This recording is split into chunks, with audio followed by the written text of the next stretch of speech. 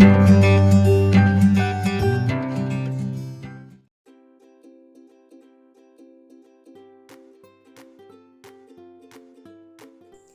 Friends, welcome back.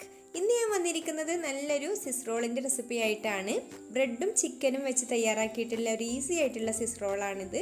അപ്പോൾ നിങ്ങൾക്ക് evening സ്നാക്കായിട്ടോ അല്ലെങ്കിൽ ഇഫ്താറിൻ്റെ സമയത്തൊക്കെ ഉണ്ടാക്കാൻ പറ്റിയിട്ടുള്ള നല്ലൊരു റെസിപ്പിയാണ്. അപ്പോൾ നമുക്ക് എങ്ങനെയാണ് ഇത് തയ്യാറാക്കാമെന്നൊന്ന് കണ്ടു നോക്കാം.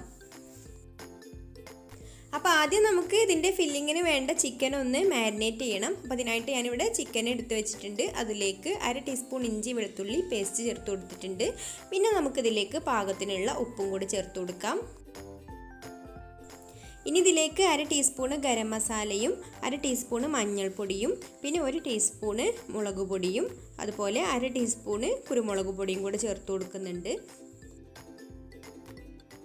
ഇനി ഇതിലേക്ക് 1 ടേബിൾ സ്പൂൺ തൈരും കൂടെ ചേർത്ത് കൊടുത്തിട്ട് നന്നായിട്ടൊന്ന് മിക്സ് ചെയ്തെടുക്കണം. ഇതുപോലെ സ്പൂൺ വെച്ചിട്ടോ കൈ വെച്ചിട്ടൊക്കെ നന്നായിട്ട് മിക്സ് ചെയ്തെടുക്കാം. ഇപ്പോൾ ഇതിവിടെ ചിക്കനിൽ നന്നായിട്ട് മസാലയൊക്കെ എല്ലാ ഭാഗത്തും എത്തിയിട്ടുണ്ട്. ഇനി നമുക്കിതൊരു 30 മിനിറ്റ് റെസ്റ്റ് ചെയ്യാനായിട്ട് മാറ്റി വെക്കാം.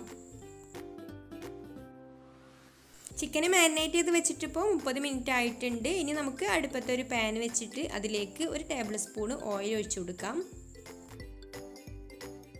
ഇതിലേക്ക് നമ്മൾ മാരിനേറ്റ് ചെയ്ത് വെച്ചിട്ടുള്ള ചിക്കൻ ചേർത്ത് കൊടുക്കുക. എന്നിട്ട് അടച്ച് വെച്ചിട്ട് വേവിച്ചെടുക്കണം. അപ്പോൾ ചിക്കനിൽ വേറെ വെള്ളമൊന്നും ചേർത്ത് കൊടുക്കേണ്ട ആവശ്യമില്ല. ചിക്കനിൽ നിന്ന് തന്നെ ഇതിൽ വേവാനുള്ള വെള്ളമൊക്കെ ഇറങ്ങി വരും. ഇടയ്ക്കൊന്ന് തുറന്ന് നോക്കുക. എന്നിട്ട് ഇതുപോലെ ഒന്ന് ഇളക്കി കൊടുക്കുക. ഇപ്പോൾ ദാ ചിക്കനിൽ വെള്ളമൊക്കെ ഇറങ്ങി വന്നിട്ടുണ്ട്. ഇനി ഇതൊന്ന് ഡ്രൈ ആകുന്നത് വരെ വേവിച്ചെടുക്കണം. ചിക്കൻ ഇവിടെ നന്നായിട്ട് വെന്ത് വെള്ളമൊക്കെ വറ്റി നല്ല ഡ്രൈ ആയി വന്നിട്ടുണ്ട്. ഇനി നമുക്കിത് ചൂടാറാനായിട്ട് ഒന്ന് വെയിറ്റ് ചെയ്യാം. ചൂടാറിയതിന് ശേഷം ചിക്കൻ ഇതുപോലെ ഒന്ന് പിച്ചിയെടുക്കുക. ചെറിയ ചെറിയ പീസാക്കി എടുത്താൽ മതി.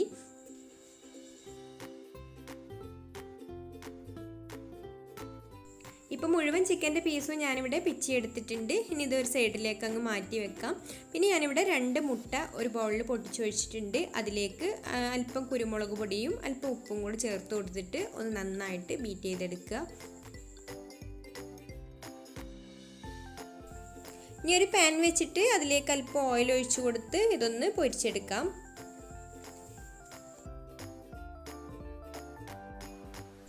മുട്ട ഒഴിച്ചു കൊടുത്തിട്ട് ഇതുപോലെ ഒന്ന് ചുറ്റിച്ചു കൊടുക്കുക.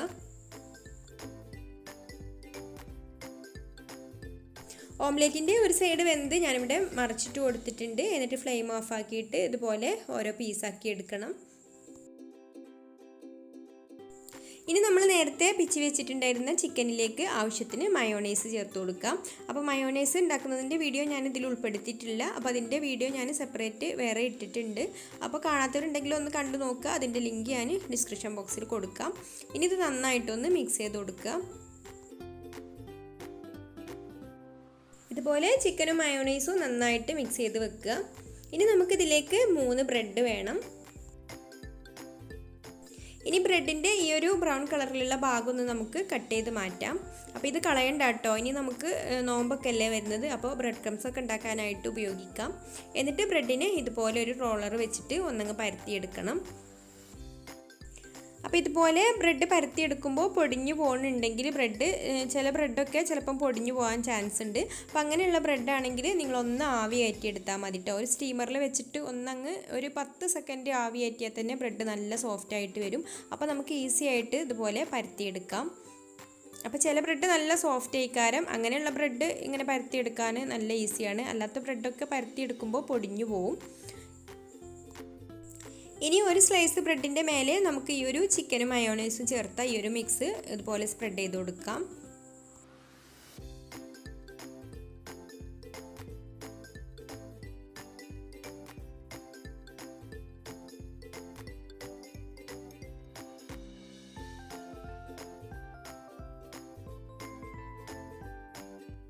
പിന്നെ രണ്ടാമത്തെ ബ്രെഡിൽ നമുക്ക് ടൊമാറ്റോ കെച്ചപ്പ് ഇതുപോലെ ഒന്ന് സ്പ്രെഡ് ചെയ്ത് കൊടുക്കാം.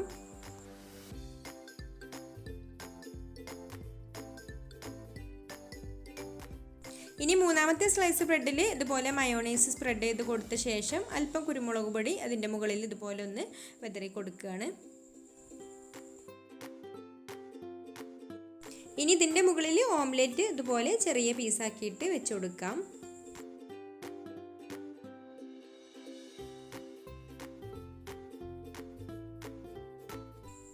എന്നിട്ട് ആദ്യം നമുക്ക് ഈ ഒരു ചിക്കൻ വെച്ചിട്ടുള്ള ബ്രെഡ് ഇതുപോലെ ഒന്ന് റോൾ ചെയ്ത് കൊടുക്കാം. ഇനി നമുക്ക് ഈ ഒരു എഗ്ഗിൻ്റെ മുകളിൽ വെച്ചിട്ട് ഇതൊന്നും കൂടി ഇതുപോലെ റോൾ ചെയ്ത് കൊടുക്കാം. ലാസ്റ്റ് നമുക്ക് ഇതുപോലെ നമ്മൾ ടൊമാറ്റോ കെച്ചപ്പ് സ്പ്രെഡ് ചെയ്തിട്ടുള്ള ബ്രെഡിൻ്റെ ഉള്ളിൽ വെച്ചിട്ട് ഇതുപോലെ അങ്ങ് റോൾ ചെയ്ത് കൊടുക്കുകയാണെങ്കിൽ ഇതുപോലെ സ്റ്റിക്കി ആയിട്ട് അങ്ങ് നിൽക്കും. ഇനി ഇതുപോലൊരു ബട്ടർ പേപ്പറിലും കൂടി റോൾ ചെയ്തെടുക്കാം.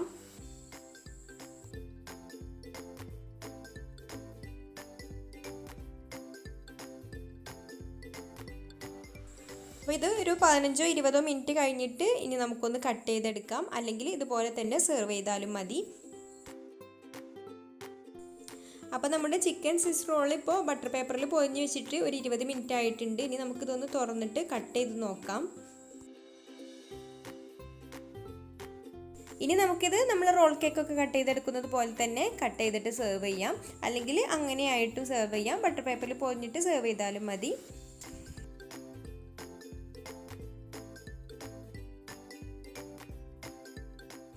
അപ്പോൾ എല്ലാവർക്കും ഉണ്ടാക്കാൻ പറ്റിയിട്ടുള്ള നല്ലൊരു സ്വിസ് റോളിൻ്റെ റെസിപ്പിയാണിത്. അപ്പോൾ എല്ലാവരും ഒന്ന് ട്രൈ ചെയ്ത് നോക്കുക. നിങ്ങൾക്ക് ഈ ഒരു വീഡിയോ ഇഷ്ടമായിട്ടുണ്ടെങ്കിൽ ഒന്ന് ലൈക്ക് ചെയ്യാനും അതുപോലെ ഷെയർ ചെയ്യാനും നിങ്ങളുടെ അഭിപ്രായങ്ങളൊക്കെ കമൻറ്റ് ചെയ്യാനും മറക്കരുത്. പിന്നെ എൻ്റെ ചാനൽ സബ്സ്ക്രൈബ് ചെയ്തിട്ടില്ലാത്തവരാണെങ്കിൽ ഒന്ന് സബ്സ്ക്രൈബും കൂടെ ചെയ്ത് സപ്പോർട്ട് ചെയ്യണേ. അപ്പോൾ ഇനി മറ്റൊരു നല്ല റെസിപ്പിയുമായിട്ട് അടുത്ത വീഡിയോയിൽ കാണാം. Thanks for watching.